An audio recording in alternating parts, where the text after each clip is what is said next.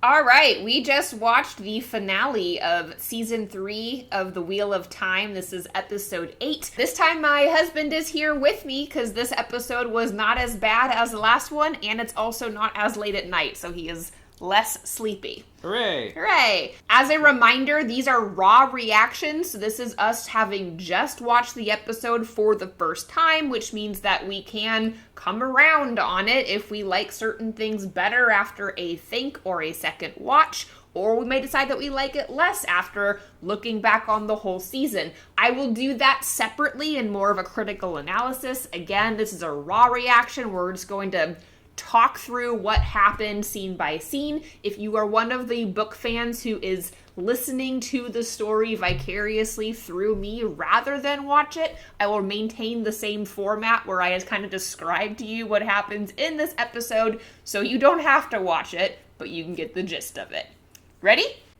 And there are a lot of notes. There were a lot of scenes. There was a lot of drama. It was a long episode, longer than the typical episode. I didn't see exactly how long, but definitely over an hour. Yeah. But it was notable. It was notable. A lot of things. A lot of things happened. Okay, so let's start with just the recap. From what I remember, I liked the recap of this episode. Normally I don't care about recaps, and I still don't care about them, but I felt like the recap was more like the book than the actual season. Yes, it touched upon the high points that, made the narrative look consistent. Yeah. Without any of the low points that, undermined those. Yes. So... Yes. It flowed well. Kind of liked like the recap. Yeah. Okay. So this episode opens with Elaida 20 years ago? Did I say how long? 10 years ago. Elaida emerging from a redstone doorway that looks like it's set in Tarvalin. Right? Yes. Yes, and somewhere in the tower, there's a redstone doorway, and we find out that there's also one in Tanchico. So there are two doorways. They are not in the same places that are known in the books. I will go with, I was surprised that they introduced this at all. Yeah, we thought it was totally cut. But we were very much if they're going to do Elaida, definitely Matt has to go through one of these, so we were not disappointed later. Yeah. The whole Elaida having the answer that she's going to become the Amerlin at one point was kind of stupid as far as a genie question answer. Yeah. Pause there, because let's first tell the audience what happened. Yeah. So you're jumping ahead to the commentary. I really am. I want to say what happened first and then comment. So Elaida steps to the doorway and she's wearing those bracelets that we saw in a previous episode made her do a weird shudder thing. Oh. So I'm not sure, because we didn't explore this in the episode, but I feel like those bracelets are going to be a gift that she got from the Aeflin/Elfin, because I think they're merging them. Okay. I don't know, because these ones seem like they gave her answers, but maybe they also gave her a gift, or maybe she wore them as a defense or something. I don't know. Yeah, they use the different names between the Elaida part and Matt's. They did. So it could be that the at the gift same time, ones, who knows? Yeah. Maybe Matt will go through the doorway in Tarvalin and get the answers. Why didn't that happen in a previous season? They could have had Matt go through the answer version of the doorway earlier in this season and done the same sequence that happens in the books. He was there. They could have. They could have done it. I don't know. They chose not to. They chose not to. So we don't know how they've changed the story, so maybe it'll make sense later. Anyway, Alviarin is there. She's just standing there. When Elaida comes out of the doorway, I guess, all the Aes Sedai can do this? I don't know. And she's like, what did the Aeflin promise you? And it's implied that Elaida got answers, and the answer that she got was that you will be Amerlin. But, she misinterprets it and thinks that it means that's going to happen today, that the day 10 years ago when Swan was raised to the stole instead of her. So she's really surprised and disappointed. The voting system for Amerlin is, really simple. It's just the sitters in the hall being and then, majority wins. It's not complicated. Yeah. My immediate reaction was, okay, if you had, one or three questions of anything you could ask for a truthful answer was, am I going to win this election? happening today. Of, like, that's predetermined. Why are you asking this? This is pointless. Why would you do that? It's just stupid. I mean, technically, all of the future is predetermined in the show, in a sense. Yeah. But, like, I see what you're asking. Like, of all the things that you could ask, especially if you already have the foretelling, which Elaida does, why would you go through the door to begin with? Is there no, like, warnings or... Like, I just have a lot of questions. Like, do all the Aes Sedai do this? Is it, like, a forbidden thing? Is it a normal thing? Or rather, like was this meant to be, like, a yes-no question? Or, like, what sitters do I have to murder to be able to become the Amerlin seat? Or something like that. It just... The logic around it was a little bit loose, but we were happy to see the door frame. Anyway, they pick Swan instead of Elaida, and then it, like, jumps to the future where Swan is in her office, and Lyanna comes to visit her, and they talk about how the tower must declare itself for Rand and, like, serve him or something. I don't remember the exact language, but it's basically what Moiraine told Swan in the previous episode when Egwene helps her visit Swan in her dreams and, like, gives her this, like, vision of the future that she saw in the rings when she was in Meridian. And, Swan, like, believes her, and so now she's going to, like, do this thing, and I guess she's been telling all of the Aes Sedai about this, but has not revealed that she got this information from Moiraine or from a magical ter'angreal in Meridian, which, I don't know, kind of feel like that would help her case. Even though they hate Moiraine, like, I know Elaida hates Moiraine, but I feel like it might be not something that everyone else would hate, like the word of an Aes Sedai who cannot lie, who came to you in your dream after having gone through a ter'angreal that is very similar to the one that you have in the palace that everyone else uses. So, I don't know. I would say there's a bit of a disconnect with the books in the sense that we really didn't get a sense of the Tower politics prior to Elaida overthrowing her. Other than petty stuff. Yes. Outside of the fact that apparently proclaiming for the dragon would be political suicide, I guess. Which is also what happens in the books, to be fair. Yeah, well, which it does. Yeah. It's just that, like, at this point in the series, it's been talked about so much that you would think it'd become a point of discourse, and instead it's just more of the Amerlin going with I can't talk about it, I'm going to remain silent, please trust me. Yeah, the foundations for why everyone is upset is a little bit murky. And because they have access to things like a magical doorway where you can learn the truth about the future that any Aes Sedai can walk through, I feel like this is an answer that some other Aes Sedai would be like, I'm going to go find out by going through that doorway and asking the magical fairy people whether the thing you say is true. How can we defeat the Dark One? Yeah. Should we support this Amerlin to defeat the Dark One? Should the tower bow to Rand in order to maintain its thing, et cetera, et cetera. Now, to be fair, again, in the books there are, like, certain questions that can lead to danger and such. You're not supposed to mention the shadow, et cetera, et cetera. But in the TV show, they explain nothing. It's just magic genie through a door. Yeah. And it gives you answers about the future and or gifts. Yeah. So, we don't know. Could do that. We don't know why not. I really like those caveats in the book. They're like, nope, can't touch on this. The books this. are great. I love the Aelfwin and the Elfwin in the books. It's, like, fantastic. Yeah. Well, we'll get to Matt scene with that later.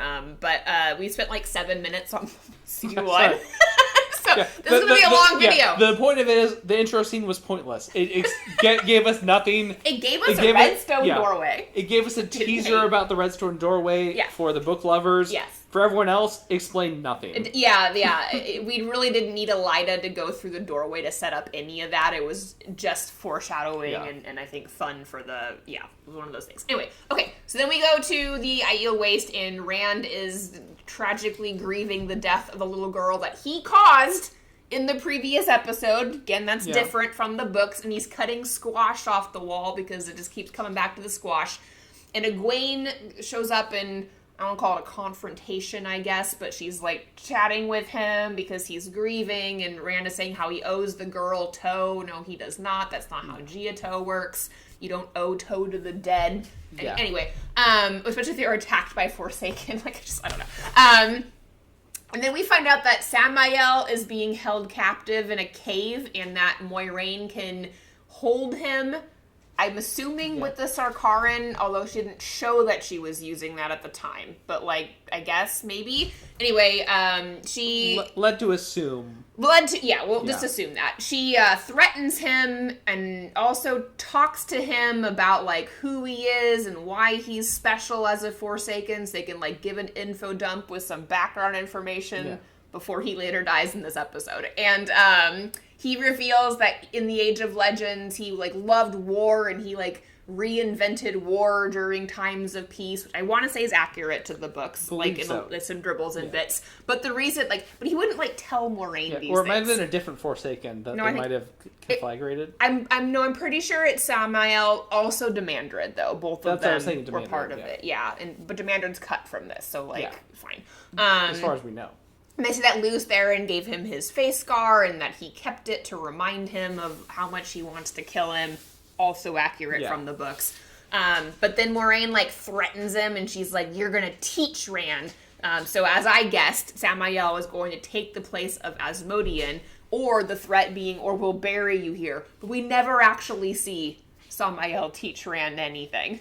I don't know if it was supposed to have happened, like, off screen. There's going to be like, I learned stuff. Or, like, if that didn't happen and that's still a problem for him.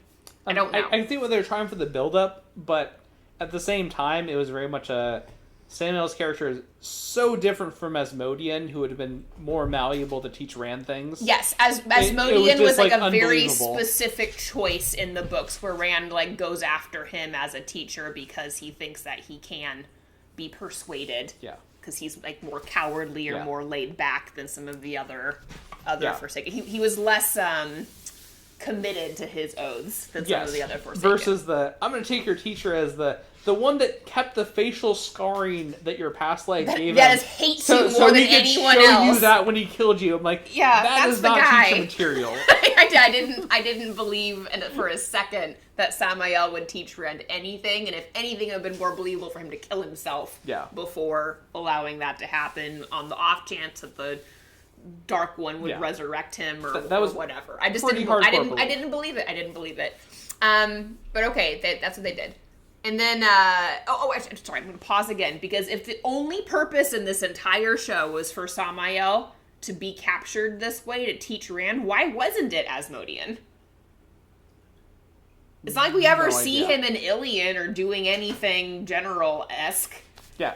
You could insert a random person traveling around Rand. Yeah. I don't know. Maybe they're going to resurrect him and use him later in that capacity. I don't know. You could use the Aiel clan chief and made him Asmodean for some unknown reason. No, because he had the channel. Just because. No. Anyway. Like, that would have worked just as well. It didn't matter. If he could... No, because he needs a channeler to teach him to channel. It has to be Forsaken. No, they could have made him Asmodean. Like, he, like, killed him and replaced himself to look like him. To be a Ruark. Okay. I think you're misunderstanding what it is that I'm objecting to, and you're finding another solution to another problem. Yeah. I'm saying why couldn't the Forsaken that Lanfear gives Rand as a gift, the exact same way they did it in the show, just be Asmodean? I guess the only block to that being they haven't introduced Asmodean. So they also didn't introduce Samael, really, before this. He was introduced as someone in one scene earlier in the season. Yeah, okay, right. All right, anyway.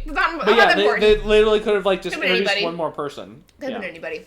All right, so then we go to a scene with the Black Ajah, where we're reminded that Naomi died because Liandrin wanted her to, because she defied her, and the other Black Ajah are, like, getting kind of squirrely under Liandrin's leadership for no reason. Because someone else disappeared as well. Yeah. Because they also killed Ispen. And so we see the other Black Ajah, like, kind of sitting around, and there's this one who's wearing, like, thigh-high leather boots and carrying a rod that we learn later is the rod that can shoot balefire. The costumes in this show are hit and miss for me. Like, sometimes I'm like, nailed it. That's really interesting, even if it's not in the books. Other times I'm like, what are you wearing? And this was an example of a what are you wearing for me. Yeah. Also, the outfit that Matt wears in this episode was a big miss for me. Didn't like it. But I like other things. I like other parts. So anyway, Mohidian comes in and she brings the armband that she got from Elaine and Nynaeve in the previous episode and presents it to Leandrin, and she's still pretending to be a servant. And Leandrin takes it and puts it on and makes the announcement that it's got time to go get the collar, like right now. I still like Mohidian masquerading as the servant. Yeah. And the thing that I was looking forward to the most in this episode was the Block Ajah revealing, like the reveal of we've been had and the block and the chosen have been on us the entire time, and then having to be like subsumed under Mohidian, and that didn't happen, and I was really frustrated by that. I would go with this. Personally, I like the approach to it. I would have liked if there was some element of mind control powers to like skirt over the obvious oddities with Mohidian. I think she might have been using compulsion on them. It just wasn't shown, because otherwise it was very much a tongue-in-cheek approach of like, I'm obviously Mohidian. I'm like so good at malicious compliance, but like I enjoyed it. I enjoyed. I did enjoy Mohidian in this. I think that her character, the way she's presenting, is fun. I enjoyed the very quirky villain. Yes, like it's not the same as in the books, but I actually think I like the interpretation in the TV show of this version of the character. So let us slide.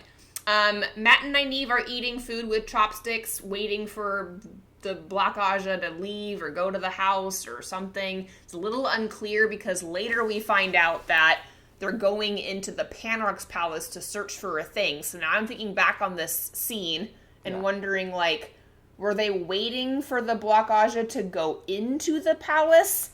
I think they were just taking out Leandrin. Why? Because they knew where she was at, based on the previous episodes where they learned like who had recently been killed in that failed marriage. Why do they have to know where Leandrin is at?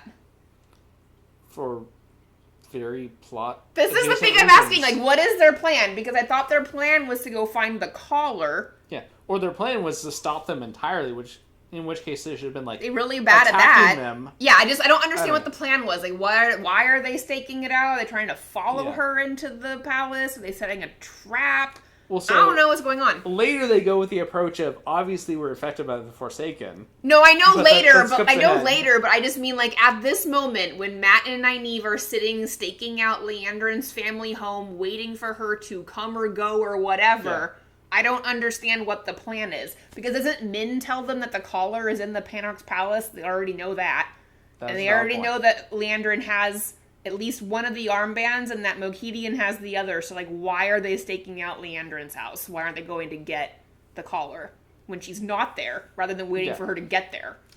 No good reason. I don't know. Other than, like, waiting to find the time when someone else slaughters everyone in the Panarch's palace for them to slip in. If you caught this watching the episode and understand it better than me, just put it in the comments. I know sometimes people complain, they're like, why are you so stupid? You missed this thing. I missed it because I'm taking notes while watching the episode, and I missed things. So tell us if you know. I can't remember what the purpose of that was. Anyway, they break into the palace, or Leandrin breaks into the palace, and she's there to steal the collar. She's a rolled up picture of like what it looks like, but the picture is inaccurate because the picture is the version of the Adam that Egwene wears in the TV show, where like it's a collar when it's not on you, but when they put it on, it like expands and does like the breastplate kind of ish thing, or the like Byzantine, I don't know what to call it, like a little bib or whatever. Some transportation, like some transformation that's impossible to like remove. Yeah, it's like larger. Yeah. So, but anyway, Nynaeve, because she was in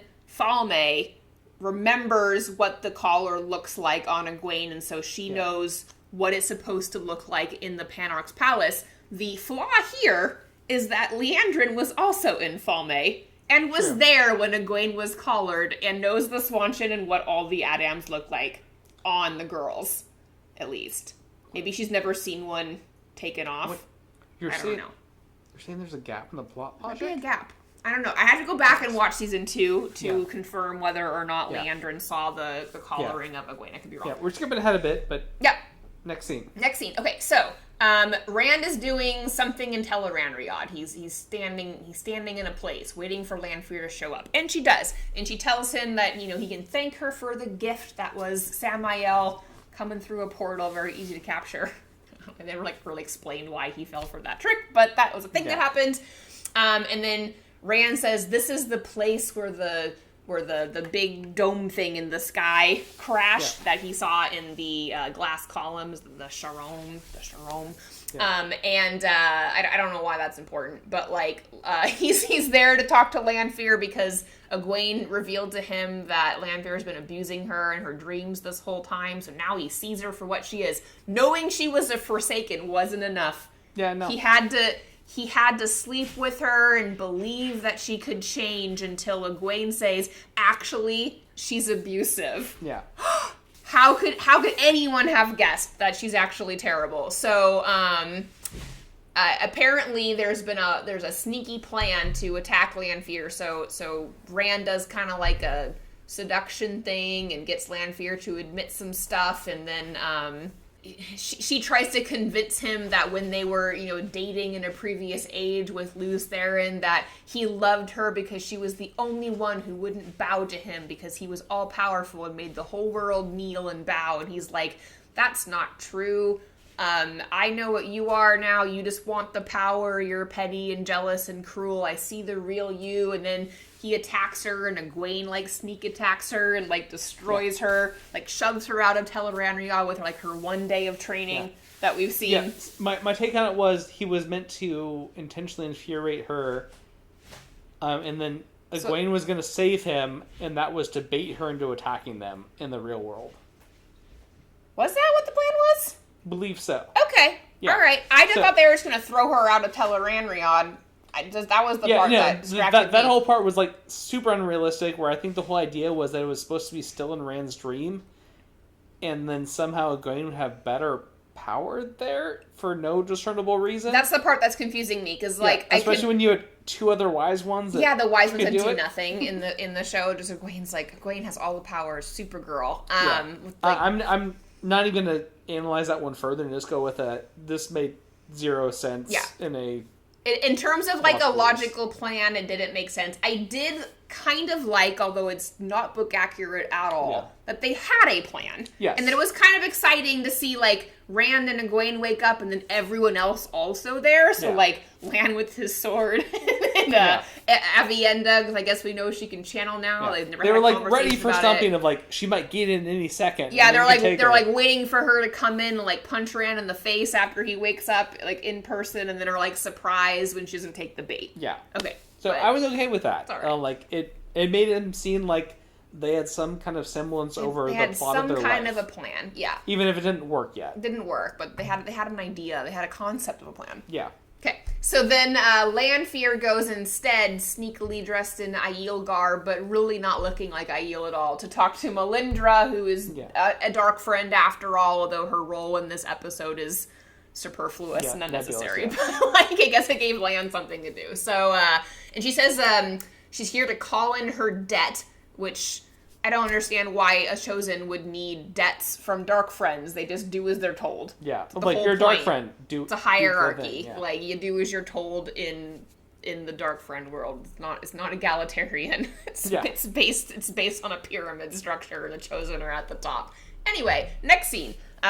Tom and Nynaeve and Elaine and Matt all enter the palace to look for the collar that is there to snag Rand. And again, I'm not really sure, are they aware that they're going to run into the Black Ajah? Do they think the Black Ajah are not there? They see bodies. They know that there's been attack. So I think they know where Leandra went, which is the whole reason they're there. Yeah. So they know there's probably going to be some kind of destruction in their wake. Yeah. Let's talk a little bit about the plan, though, because there's many scenes of them rooting through things in the Panarch's palace looking for this collar, and he and I had a sidebar during this of how if your goal was to find a antique object in someone else's giant house, which is essentially what the Panarch's palace is, although we never see a Panarch or get a description of who or anything, or anyway. Everyone in the palace is dead or gone for this entire duration because they've killed them all. They go into the palace and kill everyone and then manually go through it room by room looking for this trinket. Which apparently has a ton of trinkets in it. A ton of trinkets in this kind of jungle-y version of the Panarch's palace, which is not how it's described in the book, but It's fine. Yeah. A bit of an Indiana Jones, but... It felt a little... If we were telling him, it felt like the look of it felt a little bit like the waiting line in the Indiana Jones ride in Disneyland. That's kind of how I thought it looked. But, anyway, they're looking for this trinket, but it would have made more sense in our minds, if you're looking for a trinket, to take over the palace, compulse everyone, or compulse the head of the palace, the Panarch, and then go send all of the servants and everyone to go gather up anything that could possibly be a collar. Yeah. Bring me the necklace. Bring me the necklaces, all the necklaces in the palace. It was much more efficient to do that. And to do it in a slow, leisurely way, which is what happens in the books. So, and that was not us complaining that it's different. Like, I was, like, literally explaining to him what would be more efficient, and then I realized retroactively that that's what happens in the books. So, anyway. But in the TV show... It's more exciting to watch them, like, ruffle through everything. The approach, like, Nynaeve and group takes is... Oh no, we must find this immediately. Quick, urgently. Yeah. Let's split up. We're all gonna kind of split at random, and whoever pairs. finds it first, flee immediately with it. Yeah, their plan was find it and then run away with it and leave everyone else behind, which at the end is kind of what ends up happening, sort of, even though they failed miserably at their mission. Okay, so, all right, then we come and see that Samael is visited by Mokedian. Yeah. Mokedian. In the Aiel Waste. I don't know why she knows he's there. I don't know how she knew that he was there, but maybe she snuck in on those. Because of spider webs up. Well, she does spy on the other Forsaken a lot in the books, but I don't think we saw her do that. Yeah. Specifically for this. It was not established for why she'd know about this. But it's fine. Maybe it was cut. It's feasible that she would figure it out somehow. Reason. I don't know why she's there, because she shows up. Everyone's been watching Rand, but yeah. She shows up and then, like, taunts him with the possibility of removing his shield, but then just kills him instead. Yeah. Like, I just don't really get the logic of it. Like, is she just like get really excited to kill other Forsaken? Is it like, I don't know what the reason. I'm going to give her a solid pass of being eccentric and psychopathic. Well, that's what they were going for on the show, which I was too. Good with. Yeah. I don't know. I liked her. Made like his entrails into a spiderweb pattern. So. I like the way that she is portrayed, but I would like more grounding in her choices. Yes. I don't like they're crazy. They just do crazy things. Yeah. I don't know. I like that. Yeah, like, well, in the books, that she was very much a bit craven, but it was like a very self-interested... She had logically a plan, based. Yeah. Of like, I don't want to die. I'm going to do this very carefully. Yeah. Anyway, he was killed before he got to teach Rand anything. So, he could have been Asmodean, he could have been Bilal, could have been anybody. He's dead now. We took care of them both right now. He's bad. He's gone. Well, maybe he'll come back. We don't know. All right, so then the Aiel are in the desert, and they're trying to make it look like there's a lot more of them than they actually have actors for, which I was, like, counting, like, the different ways. Or, like, line up single file, and we'll just pretend this line goes forever. But, but they bring the Aiel and talk about how Rurik is going to introduce Rand as the Karakarn, and about how he shouldn't tell the Aiel about the history because it's dishonorable to be an Oathbreaker, which I think the audience did need a reminder of that, although it felt a little clunky in the way it was, like, discussed. I agree. I think it was one of those, like, I think the audience did need to know the whole... Why revealing this past truth would be such a big deal for the modern day Aiel. Because we have not spent as much time with the culture and everything in the TV show. And that's probably an unrealistic expectation for an adaptation. So it's like one of those shortcuts that you just kind of like bridge with dialogue. It's like, okay. We did think it was funny when Aviendha was talking to Egwene and telling her, like, it's okay if you want to break up with Rand. He did sleep with one of the Forsaken, and he will bring destruction and madness to the Aiel. But you're not Aiel, so, like, you can leave.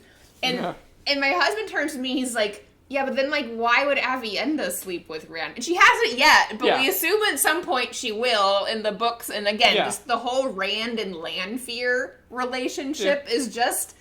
It just kind of, like, spoils... That kind of...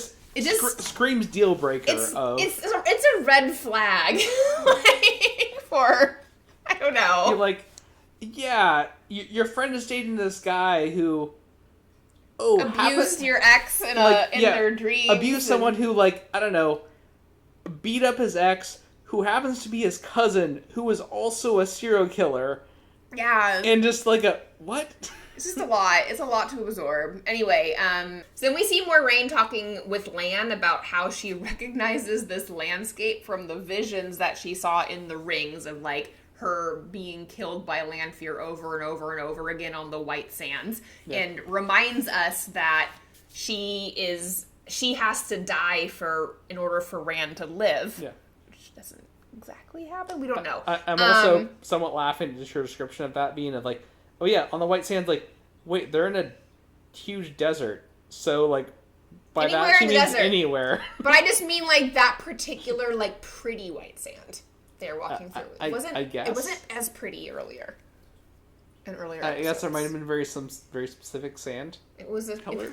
It was a white sand. Anyway, and they're having this conversation about how Lanfear has to fight the Forsaken potentially in the desert, like, just out in the open as everyone's walking, and Melindra is, like, right in front of them and listening the whole time. Yeah. Which I think was intentional, but was kind of silly. Anyway, so then Lanfear visits Couladin, and he's with Savannah and some other random Shido, and they dismiss some of the people, and then Lanfear gets real familiar with Couladin, who doesn't react in any kind of particular negative way. They don't explicitly say that he's a dark friend, but it is implied. And then she puts the dragons on his arms, which I think Asmodean does to Rand at Lanfear's behest in the books.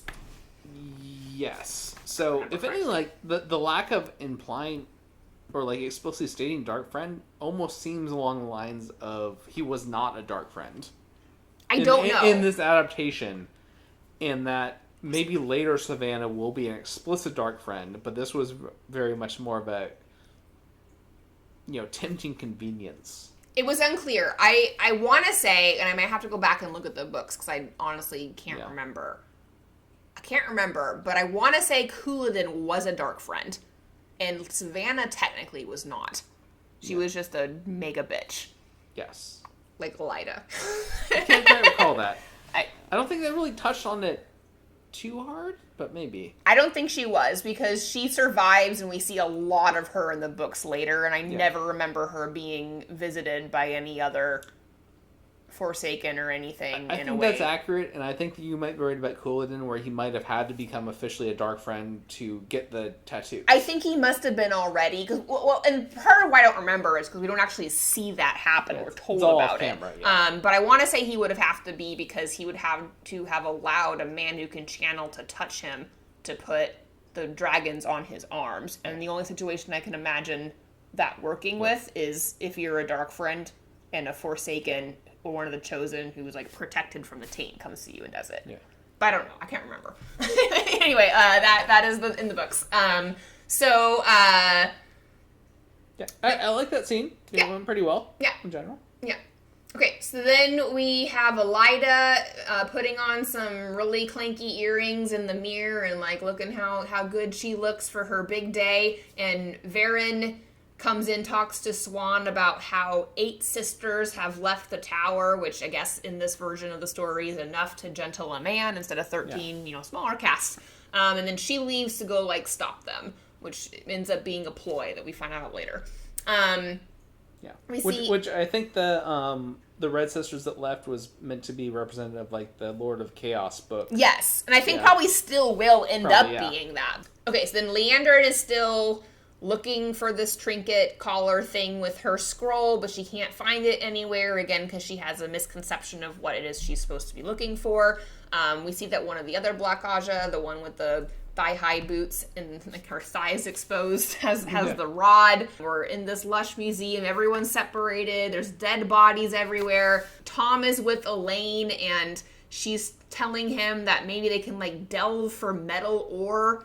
Which, like, this whole clunky dialogue scene with Tom and Elaine, but just kind of pointing out her talking to Tom about, like, specific techniques for channeling It's just like a weird thing to do. And also, like, delving to look for metal wouldn't help them because the palace is full of jewelry. Like, finding metal's not the problem. But anyway, Tom laughs at her and she's like, why are you laughing at me? And then they have a conversation about how he remembers her as a child and how she's always been like this. And later, not quite yet because it skips around a little bit, but we learn that Tom tells Elaine that Gabriel is not a real person, or was not the person he claims to be, that he was not in her life her whole life, which, again, it's like one of those compulsions that just feels like way overly complex. Yeah. I just like don't believe that you could supplant like your entire life of memories and it wouldn't be weird. Oh, I don't know. I mean, as well as the idea that Gabriel like established himself as an important player in the politics of that country. Yeah. But he has to actually encounter another person to convey that compulsion. Yeah. Which means there'd be so many fail-safes of, the top general remembers Gabriel now. His number 2 is like, who the hell is Gabriel? Yeah, that's what I mean. It's overly complicated. And like when he does it when he walks into the Aes Sedai chamber surrounded by enough women who could like potentially take him out if they were able to figure out what he was, and then like individually compulses all of them. We have no idea how he did that without them noticing. I don't know. There's like a lot of questions that I have about how things work and why they should work. But you're not supposed to think about it. It's supposed to just be like eat the popcorn, watch the show. Min and Matt are also together. Tom and Elaine are together, but Nynaeve is alone, which we thought was weird because of all the groups. She's like the most defenseless in the TV show because she can't channel. Like in the books, she can channel when she makes herself angry, so she just walks around being angry all the time. Yeah. Like it's one of the reasons why people don't like her POV in the books is because she has to make herself angry in order to channel, and she does that all the time. She's like always just like got a little bee in her. In this scenario, she'd be like, damn it, I'm the one who has to be by myself this whole time. I'm really upset about this. Yeah. And like talking herself up about it. Yeah, which I think actually would have been a fun acting challenge. I don't know why they changed it. So, but anyway, she has no defenses. She can't channel. Min and Matt at least can fight. Tom can fight. Elaine can channel. Yeah. They're all paired up and she's alone. Yeah. I don't know. So she's wandering. Leandrin's wandering. Their other Black Ajah wandering. Min and Matt have a quick conversation about like what they would do if they find the collar, since neither of them can channel, and then Matt reiterates how much he hates the one power, and then he uses the word, which is just like a throwaway for the thing that happens in the doorway later, and then he uses the word brilliant, which is just like one of those small annoying things in the TV show where they make all the actors English, and all the countries are England. Like, I was even thinking the other day about how I was commenting in the last episode, or like 2 episodes ago, about how the Tanchico dialect is similar to Liverpool, but it's like, why is everything in the UK in this? Like, I don't know, it just seems like a little extra. This is the scene where Matt sees the redstone doorway, and despite Min's warnings and him seeing the picture of him hanging from the doorway and was like worried about it, like in the last episode. Her saying like, wait, cool. And I'm just gonna walk this way. A redstone doorway. I'm just gonna walk in for like no reason, no idea what it is, not a gamble, not a risk taking, just like la, and he goes. Matt has not come across as likable or smart or anything so far. I really dislike Matt as a character in the TV show, which is deeply disappointing because in the books he's one of my favorite characters. And to be fair, I think a lot of people misunderstand Matt. Yes. I don't think Brandon Sanderson could write him. I'm not the only one who thinks that. I don't know. Like, people who get him, get him. People who get him, love him. People who don't get him, don't like him. Which is the problem of it. He's meant to be complex. But in this case, he's not really complex, he's just kind of stupid. He's just dumb, yeah. He's dumb and, like, happy-go-lucky, and that's not really the character, in my opinion. Anyway, Min is accosted by one of the Black Ajah, and she's trying to hide, but she's making a bunch of really loud noises. Yes, and that irritated me so much. To get her immediately detected in the situation. We go see Nynaeve looking through more chests, and then Leandrin looking for things, and then she like discards this treasure chest that has a bunch of like bracelets and things in it, and the collar is in there. It looks more ordinary than Leandrin is expecting, so she gets frustrated and she throws it, and it like rolls on the ground, and Nynaeve sees it, and now Nynaeve has the collar by like luck and coincidence, and good for her.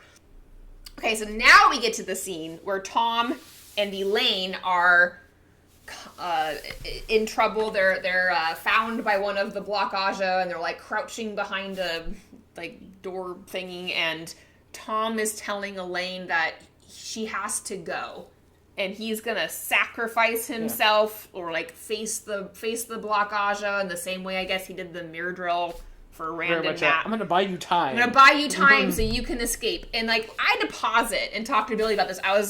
I'm confused about this plan, because I thought when they all charged into the palace, knowing they were chasing the Black Ajah and one of the Forsaken, and they see all the dead guards, they know that there are Black Ajah in the palace right now, that everyone was aware, like, what they were getting into, and they had decided that the collar was more important than the possibility of any one of them dying. Yes. But then immediately upon, like, seeing one of the Black Ajah, the only person in this group who can channel, Elaine, is told to run and save herself, and she, like, agrees. Now, I know she comes back, but, like, I don't...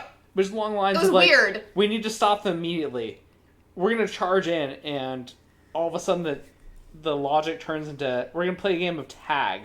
Like, tag, you're it. Let's run away now. Yeah, so Elaine, like goes through a door, and then Tom is, like, in his, like, heroic way with his little hat and, like, sombrero-looking thing on, like, walks out and yells, "Hey!" and then throws his knife at the Block Ajah. And he pointed out, "Why did you say hey?" And I had to stop and rewind it and watch it again, because I was in disbelieving that that's what happened. Like, that is what what happened. Just, like, the stupidest thing ever. That is what happened. Like, oh, you're going to try to assassinate them. Smart plan. I'm going to, like, announce myself before I do it. Stupidest plan ever. So dumb. So dumb.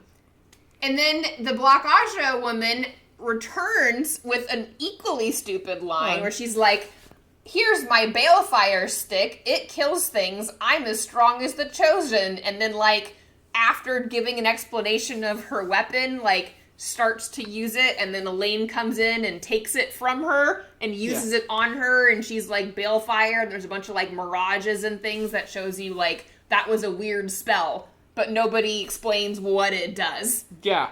And they didn't explain it the rest of the episode. They never explained it. We still don't know. If you haven't read the books, you would have no idea what that was. I really thought they were going to try to explain balefire. They didn't. At all. But instead it was again, as you explained in the books, though, the balefire rod was difficult to control. Mm-hmm. But it was very much here's my balefire stick, and immediately shoot it up into the ceiling, and they get shot in the back. It just was stupid. Yeah, choreography in this whole episode, I think, was one of the weaker parts about it, to be honest. The choreography and the dialogue, and, like, the melodrama. There were some good moments, but, like... It was some of the CGI effects were okay. Some of them were bad. The water was bad. Yeah, I was hoping, as I stated before to you, that for the whole balefire thing, they would actually have shown an example of what balefire did of reversing something effects in the thread of the pattern, but that did not happen. No, they didn't have to necessarily kill anyone. You mentioned, like, only they can kill someone and have them bring it back, but it could have been anything. Like, a thing breaks and you use balefire and it's repaired. Like anything. They could have, like, repaired the ceiling that she broke through. Yeah, it would have been helpful. Maybe it did. Maybe we should rewatch it and see that. No? They were pretty lacking. They did not really change ankles for that. Okay. Alright, so then we get the Matt in the redstone door frame scene, which I both liked and didn't like. So this is one of those scenes where, like, because I have a very fixed idea of what the world of the Aeflin and the Elfin should look like from having read the books, it was kind of, like, discordant to watch someone else's creative interpretation in a TV show. This is one of those things where, like, the first time I watched it, I might not like it, but if I watched it again, I probably won't. But, like, if I watched it again, knowing what to expect, I might like it more. I'll give it a maybe as well. I'll give it maybe. Yeah. Some of the weaker parts for me, again, this is just comparing it to the books, is it was too fast. Like, you're in this creepy den thing with, like, skulls or whatever, and this, like, weird creature just, like, immediately appears and starts making a bargain with you that you don't understand. Part of what was really good in the books, although it's not a very long chapter, really, is, like, the suspense of, like, not really understanding this world, of, like, going through this, like, weird maze of rooms to get to an eventual destination where you don't know what's going to happen or who or what these things are. They're all speaking the old tongue, and they're, like, kind of menacing, but not exactly threatening. So, like, I don't know, I get why they had to cut it down. I mean, they didn't have time to do all of that. So they did a switch to try to, like, make it shorter, but it I don't know, it was fine. The way that Eflin, I'm not sure which one it was, the way he looked wasn't how I imagined them at all. Yeah, and I don't think the makeup was great. But it was like almost too humanoid. I was actually picturing, like, more of an actual fox type. Interesting. Face. I would go the other way. So maybe there's just, like, this is a creative license interpretation thing. I've seen sketches of them, like fan art of them, which matches pretty closely with how I imagined them. So we can take a look at that later and see if we agree or disagree. But, like, yeah. I would also argue that my interpretation of, like, how that encounter went was very rushed. Yeah, that's kind of what I meant. Like, for the show, but in the same sense of, like, the creature he encounters was very rushed in trying to come to a conclusion where it was meant to be a semi-immortal being. Yeah. That should not have been any kind of rush like that. I concur, especially because they were like savoring, like the memories and all of that. So but again, they were changing it to try to, like, make everything exciting. Yeah. But I feel like when everything is exciting, nothing is exciting. Yeah. So, like, having one, like, menacingly calm. Yeah, scene I would have liked that. Might have actually worked better. This is just interpretive.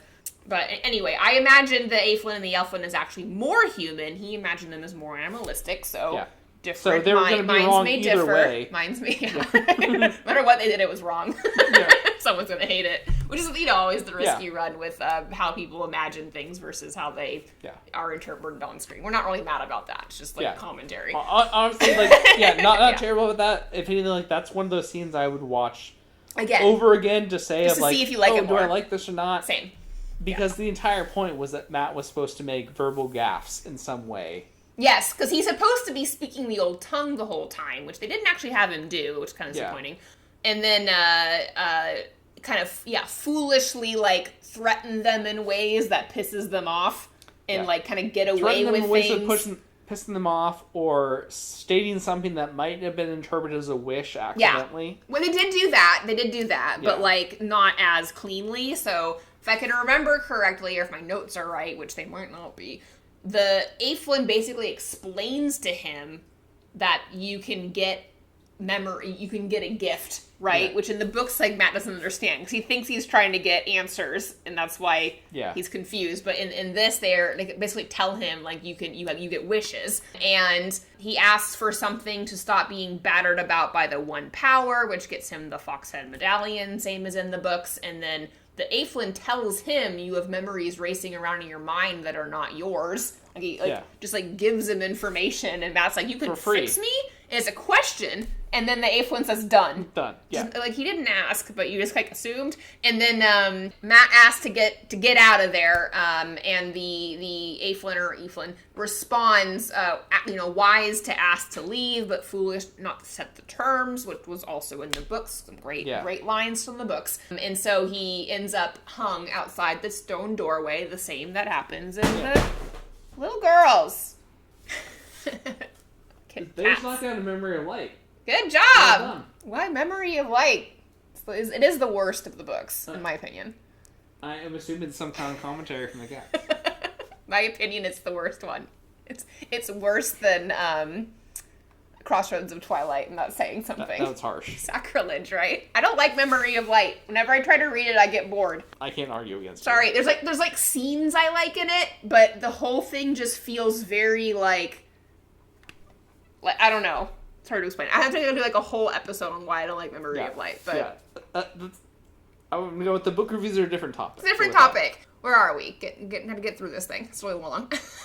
So, Min cuts Matt down, and then she has to, like, he's not breathing, so she gives him mouth to mouth incorrectly, and then pounds on his chest incorrectly, and both of us are like, that's not CPR. Anyway, he wakes up, and he's like, you didn't have to, if you wanted to kiss me, there are easier ways, which again begs the question of, are Matt and Min supposed to be a couple, or are they just, like... At this point, it makes more sense than her and Rand. It kind of does! I'm confused by it. Anyway, honestly, I'm not actually that concerned about the whole Rand harem angle of some of the books. Yeah, I could do like a whole. I could do a whole video on that whole thing. That's like a whole thing. But regardless, it is then revealed that Matt cannot remember where he is or how he got there, and it's never explained. Yeah, and he has other. We never see them again. That's like the last scene. Yeah. He has amnesia, maybe. And it was revealed he has the Foxhead medallion, though. Yeah. Now. So confusing as to what actually, like, it's like a reverse of what happens in the books. I don't know. Yeah, maybe he'll go back through the doorway to, like, get the memories back or something. I don't know. Regardless, we then move to another scene where Nynaeve encounters Liandrin, and Liandrin is like, give the collar to me, because Nynaeve was unsuccessful in escaping, because I guess she was hesitating or waiting or something. And then they have, like, one of their heart-to-hearts, because they're trying to, like, build up this relationship between Nynaeve and Liandrin as, like, similar people who have survived trauma and are helping each other get ahead through adversity, which I just never really bought. But Liandrin tells her, like, adversity breeds strength in the same way, you know, you became strong from watching your parents die. I just want to remind the audience that Nynaeve has done nothing strong in this TV show. She's just scared and, like, obstinate all the time. Yeah. All the time. She's not a likable character. She had one great moment in, like, episode 4 of season 1, and we've seen her do almost nothing interesting since. Agreed. Okay. And then Nynaeve was like, you could come back to the light. and Leandrin's like, no, I'm, like, happy with my choices, and if anything, I wish that I had let them kill my baby or had killed him myself, and instead she let him grow to be an old man and became, like, her weakness. It was just very all over the place. Yeah, it was very confusing where along the lines of, like, oh, I wish he had done it earlier, so I didn't go to this path. I support this path. It was... And then she, like, channels some chains around Nynaeve, which was confusing. He thought they were power wrought, and I thought she grabbed them from somewhere. We'd have to rewatch it to see. But they're on a dock, so I agree with you. And wraps her in the chains, and then she says something about how she's going to be one of the new chosen. We have no idea why she has this delusion. Yeah. Like, no idea. I think she has this delusion in the books too, but, like, it's not. Yeah. Like, why do you think that? As well as we discussed when we were watching, though, she stated she was going to be one of the new Forsaken, so I said, which is the wrong terminology. Oh, she said the word Forsaken. Yeah, she said Forsaken. Oh, she meant to say that she was chosen, because I know how. Yeah, she was meant to be one of the new chosen. Yeah. My notes say chosen. Yeah. But he says that she said Forsaken. Let us know if you heard it. It's a bit of a difference between, like, I'm going to be the next archangel. Yeah. I mean devil. Like, I mean demon. I'm not sure. I'm not sure what my religion is. And they've done that before in the scripts where, like, the people use the wrong terms. Okay, anyway, Liandrin chucks Nynaeve in the water and she drowns. And I asked him, is this going to be Maeshiera? And he was like, and I was like, do you know what I'm talking about? And you had to confess that you did not remember. So, in the later books, Nynaeve is on a boat, and Moghedien blows up the boat, and Nynaeve drowns, and she is about to die, and then that is how she breaks her block, because she fully surrenders and channels, and also Lan saves her. And I don't know if this scene is supposed to replace that one, like, we're not going to get that one. It was not nearly as interesting to me. Yeah. Maeshiera is one of my favorite chapters, especially in, like, the later books. This did not hit the same. It was just weird. She's underwater, wrapped in chains, and having memories of her daughter saying, I'm scared. Like, her fake daughter from the rings is, like, not a real person. It was an idea of a person. It was a concept of a person that never was. I realized she lived a whole life, but, like, it's still a dream. It should fade.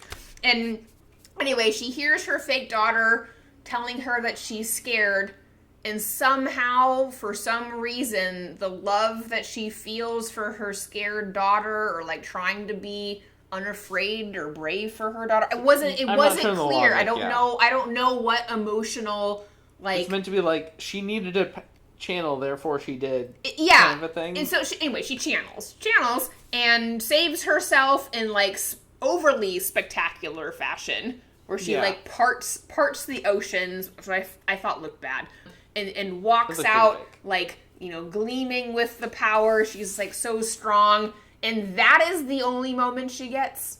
She does not face off with Moghedian. She does not learn that she's as powerful as a Forsaken. Yeah. There is no Nynaeve win moment. Just survive. Yeah, her big moment was, if you boil it down, was not drowning. She didn't drown. She lost the collar, failed her mission, never even encountered Moghedian. Right? Yeah. Didn't happen. That was accurate. That was the end. That was her storyline. Yeah. And to give context, though, for the big scene you were thinking of, throughout the story, she was given specific big moments where she was angry enough to like make miracles happen. Yes. And it's meant to be all very, very powerful. Very powerful when she's angry, which she usually is able to channel. Post this point, that was a huge inflection moment. Yeah. This is she didn't drown. She didn't drown, and I'm not sure if her bond was broken, because this could be Meishira, but I'm not sure of that. There was not a conversation about it. Based on the timing of it, Moraine and Lan were still alive at the time. So that would not be a bond moment. I'm sorry, not bond. Sorry. Yeah, I meant her block. Oh, yeah. I'm sorry. Block, yeah. That was my fault for using the wrong word. It's getting late. I'm not sure if Nynaeve broke her block. Gotcha. In that scene. Yeah, it's not been established. It's not clear. It might have, it might not have, because she's done this before. She did it in episode 1 when she channeled for the first time. Yeah. She channeled in the rings. She's channeled before. Yes. So we don't know if this was like an exceptional instance of her channeling, or if it was just her saving herself in the nick of time. I'm sad to say, like, for the TV show, if it was a plot-enabled channeling. That's kind of what I meant, Like, this was plot convenient, therefore she was able to channel. I feel like if it was the dissolution of her block, that Leandrin should or would have said something about it, because she did try to help her break her block earlier in the previous season. They didn't mention it, so I'm not sure. Anyway, that's that. It's that for them. So then we see Lan meditating, and Melindra, who was given orders by Lanfear to do something, like tries to sneak up on him with the sword, which, like, come on, that's not gonna work on Lan. You know better. You should know better. She doesn't try to like knife him from a distance. She's like, anyway, on Lan, and you know, obviously that doesn't work, and she reveals that she's a dark friend, and I also don't know why this is happening. Why isn't Lanfear just off land? Why does she need someone else to do this? As well as, it was just extremely cringe with him knowing that she was behind him. I know, I just said that. It was dumb. Yeah, it was dumb, but it was one of those of like, oh, I'm trying to look cool. But like, I knew you were there the whole time. You wouldn't do it. And like, yeah, it was like really stupid. It was like cheesy martial arts movie. Of like, oh, you know her so well that she would never stab you. Like, you met her one time. This makes no sense. Did he say that? Is that why he said that? Okay. No. Like he didn't really establish a reason why he like. He established that he knew that she was there with situational awareness, yes. Okay. But apparently he then failed to do anything about it. I think he just could sense that she was not really committed. Or he was like, I knew you were there, but I need to maintain my masculine and cool by not moving and reacting to you. He had his counterattack ready, you just didn't see it. I don't know. Theoretically, I'm joking. It's like I'm not serious. Like, yeah, the spear's like 4 inches from your back. Yeah. I can do something about this if she actually tries to attack me when I can't view you. Doubtful. Yeah. No, yeah. I agree. It was a bad scene. That whole scene was kind of a throwaway. And it was not needed. It was just there to give Daniel Hanley something to do, because he's been very boring this entire season. Yeah. But it's fine. They have some yakety yak about the golden crane, something to remind us about that's a thing. They talk about it was more of the redemption of like, she can go against. Oh, that's right. Yeah, they like talk about how she's gonna break her dark oaths by telling him that Lanfear is here, which is actually not breaking the dark oaths. Dark friends do like stuff betray like that each other all the time. Yeah, like that is like dark friends betraying each other is not a prerequisite. She'd have to literally renounce her oaths, which we didn't hear her do. I don't know. Regardless, they talk about it, and then she, like, disappears. Like, her soul is instantly, like, insta-killed by Death's hand from outside the pack. I don't understand the mechanism of this. They were not clear on that. I don't understand it. She just like, dissolves into the light. It's like a hardcore military structure of you, like, you disobey direct orders and your soul dissipates. Yeah. And as she's dissolving, she's like whispering, "Death is lighter than a feather, duty heavier than a mountain," which I'm glad to hear the line finally, but it makes no sense in this context. Yeah, no. What duty is she upholding to Malkier? To her king? Yeah. I don't know. It was unclear, and I didn't like it. And not the correct vessel to portray the critical line like that. I had to give it to a woman, though, because all of the men have to be sidelined. That tracks. In the TV show. I mean, Rand kind of got a moment this one, but, like, barely. Briefly, yeah. Anyway, okay. so... we should speed run through the rest we're almost there. This is super long. Sorry. Okay, so Rand and Moiraine are talking about the Stone of Tyr again, which makes me think they're going to invade Tyr instead of Cairhien next season. I don't know, but, like, she says, like, even the Forsaken will fall to 100,000 spears. And then, Yeah. And then Rand and Moiraine have this heart-to-heart where he's like... I knew it was you the whole time that attacked us at the beginning of this season. Was that Lanfear? Are you the one helping her? And she's like, yeah. And then Rand says that, and you knew that Egwene was being abused this whole time. And she's like, yeah. And he's like, and you were doing it to try to like, direct me in the right way so that I would like become the Dragon Reborn. Yeah. And she's like, yeah. He's like, well, it worked. I don't know, like, this whole plot line of the season, like, just doesn't feel right to me. So them, like, trying to convince me that any of this made sense in this conversation was just a reminder to me that none of it made sense. I was like, what? There was definitely, like, a big jump of, like, accusatory of, like, you do all this stuff. How dare you? And then, you were always on my side and been there for me the whole time. I haven't even gotten to that yet. Yeah. What the heck is going on? Yeah. So, to his point, so then she's like, but I've always been the knife at your throat. And he's like, no, you're the only one that's ever been here the whole time helping me. I'm like, what about Egwene? Egwene's been there the whole time helping you, too. It's like, I don't know. I'm the only one helping manipulate you the whole time. Yeah, you're the only one helping to silently manipulate me while secretly working with the Forsaken, which I was secretly hooking up with. And again, really, Egwene is the hero. Yeah. Egwene is the hero of this season. She was the only one with any integrity in this situation. Yeah, parts of their conversation would make sense, but in the whole, no.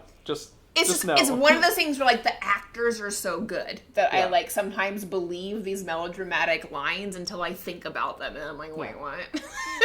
What's happening right now? Yeah. We like his jacket, though.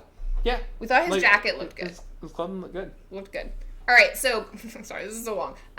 The horse budget is back, and we see a few horses this episode galloping through the forest, and it's Varen trying to waylay Galena and the other 7 red sisters, all red. And they, like, find them out in the woods. I guess they, like, followed them, and she's like, we're here to stop you from doing the thing. And then Galena's like, haha, I was here to keep you out of the tower. And it's like, gasp. And then it goes to Swan and Lyanna, like, marching through the hall, like, going to the hall of the tower to, like, go confront somebody. I don't know, like, all the sitters gather there. I don't know why. To the main hall? Yeah, they're going there. They're marching there, and the guards are blocking their way. This is so confusing. Like, if they were summoned there, or they knew that people were there, why are their guards blocking their way? If the guards are blocking the way, why do they then move aside for Swan when she just demands it? It was nonsense.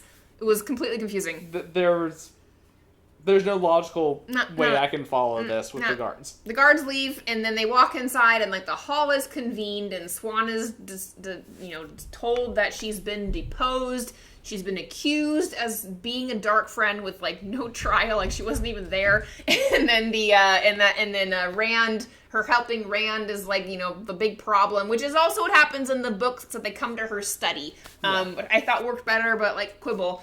And they announce that she's going to be stilled, and Leanna's like, over my dead body. And they bind Leanna with flows of something, and then they still Swan with, like, these, like, magic ice arrows that, like, attack her. And I was telling my husband, like, they're stilling her with ice arrows. He's like, no, they're just, like, arrows. They're gonna do the stilling later. And then they, like, remove the arrows. I was wrong. And all the magic, like, comes out of her, and it's all wrong. It's all wrong. But I was right. I was right. You were right. That entire scene was, I'm going to classify it as very weak sauce for Swan. She didn't look good. It just, like, made her come across as, like, completely helpless and weak and nothing, which, again, could be the case in the books in some kind of way. Like, one of the strongest, both emotionally and with the power. So I'm going to go with, sorry, what I meant was, in all the off-scene stuff, before we actually, like, really met the character that much, was, like, meant to be, like, after this point. But the whole point was that this whole encounter was meant to be, like, a large, like, battle within the tower. Yeah. More of a bunch of forces fighting. She was probably silenced for this whole thing. So, like, instead of you're brought before the tower, she would have been, you know, shielded and magically silenced and not be able to say anything. Yeah, like and what kind happens of in like, the books. Do you have anything in your defense? Yeah. Which now you reminded me, because I was just thinking, maybe they did it this way so they could have a battle sequence. Yeah. But I remember in the books, there's a much bigger battle sequence with all the warders turning against each other and the Aes Sedai, like, not using the power on each other, but, like, getting into it and then, like, separating and fleeing the tower. It's like a whole thing. This should have been, like, those two guards at the gate with the halberd should have been like, we're going to cross and block you. And one of them's like, I'm going to stab the other one. I don't know. Type of mentality. I don't know. So we agree, Swan looked weak in this scene. Yeah. And she's looked weak the entire series, in my opinion. Like, every single time she tries to act powerful, I'm like, you're not selling it's just it. Not I did like her melodramatic speech at the end of this episode, which we're almost to, but, like, this moment was not good. Come back to it. Eternal love type. Okay. Sorry. So Leandrin faces down with a tarantula, which is like a foreshadow for Mohidian standing behind her, and she whirls and she's like, how did you know? Mohidian's like, how did you know, mistress? And Leandrin's like, I need to know my competition. I hated this. The one thing, we disagree, the one thing that I was looking forward to in this reimagining of this adaptation was that the Black Ajah didn't know that who Mohidian was. And I thought it was going to be so funny when, like, Leandrin was like, oh my god, the servant person that I've been bossing around and being a bitch to is one of the chosen, and I wanted to see her grovel. Yes. And she didn't, and it was annoying. More like, I saw it coming the whole time, like, I just, like you're just trying to make Leandrin, like, a heroic character, I guess, because audiences, like, the actress is phenomenal, but, like, the story underpinnings is not, anyway. So I guess, like, Leandrin then tries to, like, wheedle her way out of this situation by saying, I'm weaker than you, so, like, you can be nameless, and then, like, I would be your lieutenant or whatever, and we'll take out the other ones together, and Mohidian's having none of it. She just, like, takes the armed guards off Leandrin, and then, and then Leandrin makes another plea of, like, it takes two to control the dragon, though. Like, let me work with you. Like, I don't, and then Mohidian says, I don't work well with others. Leandrin's like, I don't either. And now they're gonna, like, team up against Chicago. Just, I don't know. Like, I'm actually fine with, like, two people who, like, parts of it, don't get along teaming up, but, like, Mohidian would not. She would not. Yeah, it just... She would not. It did not track. I don't believe it. I'm okay with the idea of, like, two people with, like, otherwise antagonistic, but have, like, mutual goals. Yeah. But, yeah. Okay, almost to the end. I don't know, this is, like, so long. Okay, so, Sam Aiel was really dead, and they spent a lot of time making him look, like, super grossly spider dead. Yeah. I'm okay with that. Yeah, that was, I mean, for what it was fine. Lanfear shows up looking like Maleficent from Sleeping Beauty. You just laugh because you remember she got, like, the headdress. And Robin shows up, and they have a conversation about whether or not they're gonna be united against the Dragon Reborn, and Lanfear is finally pissed off enough to actually, like, be serious, I guess, as a Forsaken, to take Rand out. So, like, yes, they're going to be united. She's mad now because she couldn't convince Rand al'Thor to love her in the way that she thinks she deserves. Okay. Then we go to the meeting of the Aiel clan chiefs, and Couladin is there ahead of the Rurik and Rand and is, like, already declaring himself as the Karakarn before Rand even gets there. And I would have to go back and look at the books. I can't remember, like, the order of that exactly. I want to say he does declare himself before all the clans arrive, but I want to say it was a little bit more... It was, like, a little different how it happened. I believe in the books they were, like, very separate. Like, the declaring was done with them in very different areas. No, that's wrong. No. No, I'm off. No.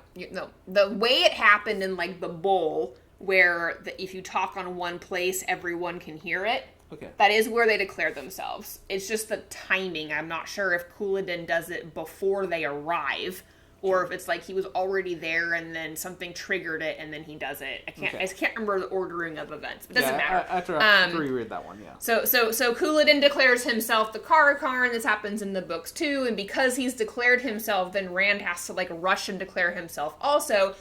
He was not planning to reveal all of the secret histories of the Aiel until Couladin does this. Yeah. That's, like, very critical to understand, because there is, like, somebody who is, like, you know, campaigning against him. Rand has to prove that he is the Karakarn, and the only way to do that is to show that he is the fulfillment of the prophecy. So he asks Couladin what it was that he saw in the glass columns, and in the books, Couladin lies and just, like, makes up, like, I saw the, you know, amazing, wondrous history of the Aiel, where, like, the strongest people in the world, and then Rand tells them all the actual history and about being the way of the leaf, and then then it gets weird. So, in the TV show, most of that happens, and that was fun to watch, because it's similar to the books, but the difference is that when the Aiel kind of, like, split over the way of the leaf comment, is, like,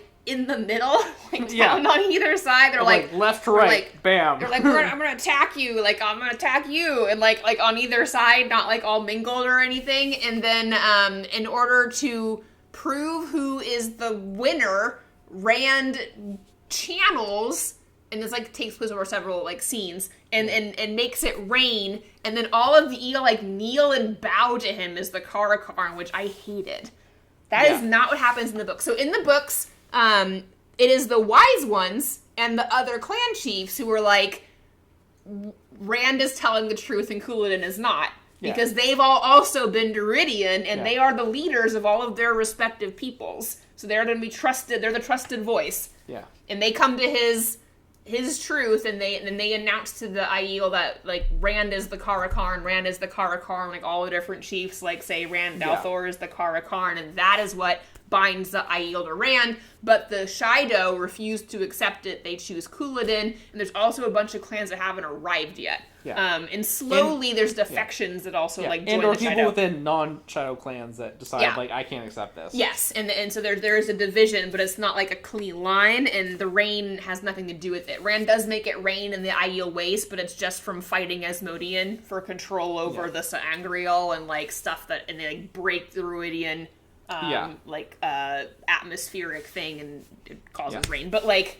Yeah, I would have very much preferred the whole, like, their debate, and then the crowd looks to the clan chiefs and recognizing that, like, oh crap, like, Rand is telling the truth, and this other guy's full of shit. Yeah. And then, like, various people walk off into the sunset of, like, I'm abandoning this conversation. There are a lot of ways they could have ended it where it would have been, like, catastrophic, like, oh, this is good and bad, right? As opposed to everyone kneeling and bowing to the chief of chiefs, which is not a king. Is not a king. Yeah.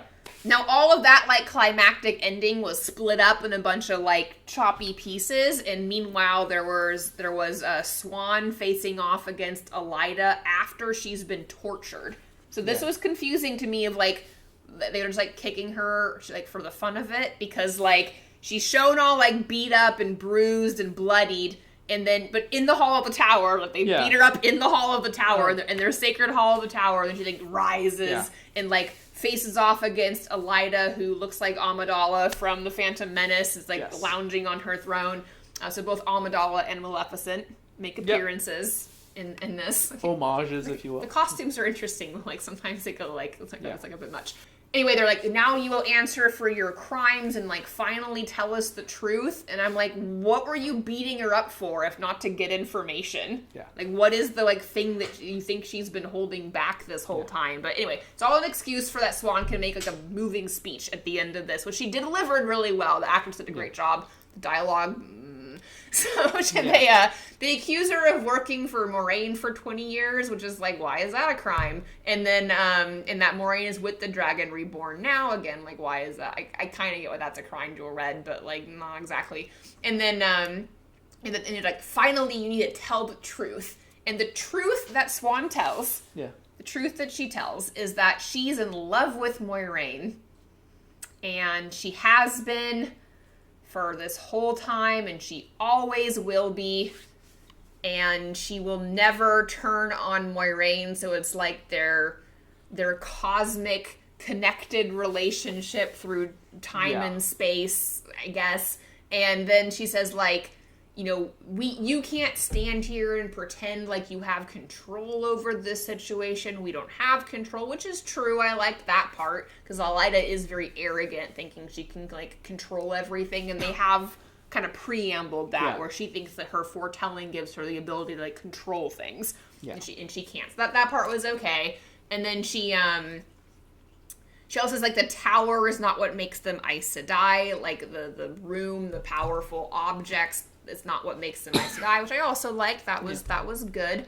And then she says that she swore an oath, 3,000 years, the Aes Sedai have been swearing oaths, and so they can believe her in what she is going to say, which, like, she's been stilled, so the oaths don't matter anymore, but maybe she doesn't know that.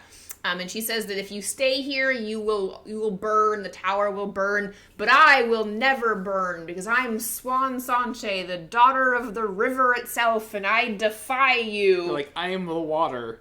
I mean, which again was, when I pointed out, was like very moving speech, but if you're trying to emphasize that you're under the oaths of only telling truth, and then give grandiose metaphors that are not explicit truths, kind of undercuts your topic. The bigger problem I had with this is, like, again, the acting was amazing. Like, this actress, like, milked this badly written speech, like, for all it was worth. Like, she did a great job. But the dynamics don't make sense. If you were stripped of the stolen staff and stilled and beaten, like, what is she trying to get out of this speech? She's trying to change their minds? No. Is she just trying to, like, spit in their faces? I guess. Because they say they're going to kill her, even though that's, like, not really a thing that Aes Sedai do to other Aes Sedai, even after they've been stilled. But, like, she's just trying to piss off Elaida so that she will end her quickly. Is she trying to give a cinematic scene? I think she's trying to give a cinematic, melodramatic scene. But, like, again, it's very cinema, but it's not very strategic on not realistic for that character's current plotting. But anyway, they end up beheading her, so Swan is, like, she's dead. Yeah. She's dead in the story. Swan is dead. And then other things, remember, this is all choppy. At the same time, Moiraine is off to go duel Lanfear in the desert. And the way that this happens is, like, weird. So, like, she's talking to Rand, you know, in that previous scene of how they're, like, connecting finally, and then she's sending Rand off to go talk to the Aiel and become the Kara Karn finally without Aes Sedai strings, which we've never really seen in a while about the Aes Sedai strings. Correct, but it's but it was brought up. It was fine. But her just, like, and I'm gonna walk off into the desert, and, like, assumes that Lanfear will, like, attack her. Well, like, fend her. I don't understand. Yeah. Like, does she think that if she, like, draws on the Sakaran that Lanfear will be attracted to it and try to take it from her? Is she trying to, like, keep Lanfear from entering the Aiel encampment to, like, stab Rand? Yeah. I don't understand the dynamics of, like... There's a bit of a basis for her knowing that she somehow pissed Lanfear off, I guess. maybe. But Lanfear's goal that we heard her discuss with Ravine was to kill Rand. Yeah. How is Moiraine wandering into the desert alone? I think there was meant to be implied there's a degree of personal spite where Lanfear wants to kill Moiraine because... I would believe that, but... Because, like, in the previous season, she was like, don't talk to Moiraine or I'll kill her and everyone you care about. And then later it'd say, oh yeah, it's fine to talk to her. It's fine. It's okay. I mean, yes, but why wouldn't she do that at her leisure and not at this climactic moment when Rand is getting all of the power of the Aiel under him and she has, like, Couladin as her person that she's trying to set up instead? Because she has reasons. For reasons. Of because the White Sand battle looks cool. And they want to do it there. Especially when Moiraine is actively channeling the all-powerful the giant Sakaran. Yeah, so this duel is, like, the choreography and, like, logic of this duel is terrible. Yeah. The acting is amazing. But, like, so, like, Lanfear, like, just, like, comes up to Moiraine and tries... No, she hits her in the back hard. Yeah. Like, originally, which should have been just, like, game over from the start. That's right. That's right. Yeah, like, yeah. So Moiraine goes out into the desert to try to, like, draw Lanfear or fight her or stop her, unclear. And then Lanfear gets the jump on her and, like, punches her in the back with the power. And it's like, and we're done. Yeah, which should have been like, and that's the end of the fight scene. Lanfear won. Next. Instead, they draw that scene They draw it out. With either Lanfear, like, drawing out the kill scene. There's some implication that Lan was hidden somehow in the wide open desert, based on the other Malkiri lady not killing him. That's right. Wait. I got some more scenes. Okay. Yes. So punch in the back, and then Moiraine is, like, being strangled with the power, and you hear, like, the sound of, like, bones breaking, and Swan is giving a speech, like, interspersed within this, and then Moiraine gets the Sarkaran somehow and gets, like, the uppity up, and then she casts meteor on Lanfear with, like, fireballs coming from the sky. I'm just, like, pulling Final Fantasy spells out because that's what they look like when Alana cast Blizzaga in the last episode, and now I see meteor, and then later she casts shell. I'm just saying. This is a thing that's happening in the Wheel of Time series, and Lan comes out of nowhere and uses a sword to try to kill Lanfear, which shouldn't work and doesn't work. But he does, like, kind of hit her, and then, like, backs off and lets her heal herself and recover. You mentioned it. I'm trying to recall, like, he does hit her at one point, but there was one pass that he, like, wildly misses for no apparent reason. This is the same one. But he kind of, like, nicks her or something. He nicks her at some point, but I want to say it's, like, his first pass was kind of, like, had a wide open arc. Yeah. Charges at her, and she, like explicitly dodges. Like, oh! And then he's like, ah! Just, like, whiffs it. It wasn't good. Which, again, they're in a freaking wide open desert environment. Yeah. No idea how he's sneaking up. Yeah. And then Lanfear stabs Moiraine with, I think it was Lan's sword. Like, she took a sword from him, or she had her own. I think that was implied. Again, this is one of those, maybe a later analysis, but it's seen as a... Oh, Moiraine was protected against the power, and therefore she used a physical object instead. That's what I meant when I said that she cast Shell, for those who don't play Final Fantasy. So Moiraine has this, like, bubble of protection from Lanfear's magic attacks, and then, like, Lanfear takes a sword out, katana, I think, and like, the shield doesn't stop it, and she stabs Moiraine. So I was like, well, she didn't double buff. Yeah. She should have had Protect and Shell cast at the same time. Probably Remedy, too. She didn't even use her vampire powers, which we haven't really touched on again. It's true. She can come back from the dead.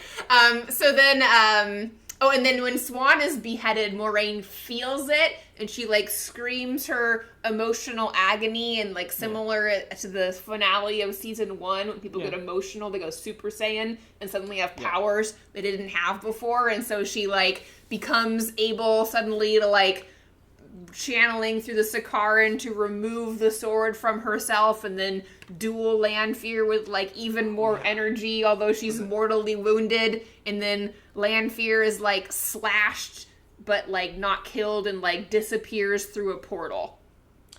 Yes, so 2 things on that. One, I'll give the positive being that she might have actually felt something about Swan dying because she had somehow sworn an oath to her to obey her. And the oath was lifted, and that's how she knew. That might have been lifted, so she might have been able to recognize that would be a difference. Okay.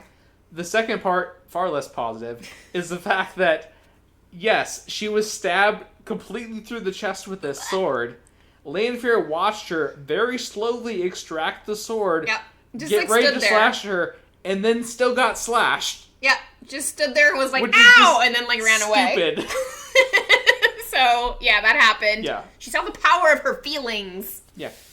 Just, like, such amazement with the pulling out the sword and getting ready to stab her. She just, like, took it. Yeah. Okay, so in, like, the very messy epilogue of this episode, it is unclear if Moiraine is dead, because we don't see her, like, die and be buried. Lan, like, scoops her up and runs away with her, so I don't know if she's dead or not. And I say I don't know because we've had so many fake-out deaths in this show. Yeah. Just, like, constantly all the time where you're like, that person's dead, right? Like, Loyal died in season 1, Nynaeve died in season 1, and then Egwene healed her with her tears, and Lana's died, like, 3 or 4 times in the show, and then comes back. So for all we know, there's another twisted gateway Angirl that's close by for Lan to run through with her. We don't know. And the wise ones can heal, so if Lan can get Moiraine to a wise one in time, she can be healed, and then I guess she didn't see her own death in the rings, and the show is just completely different from the books. Or it's one of those, she needed to fake her own death at least.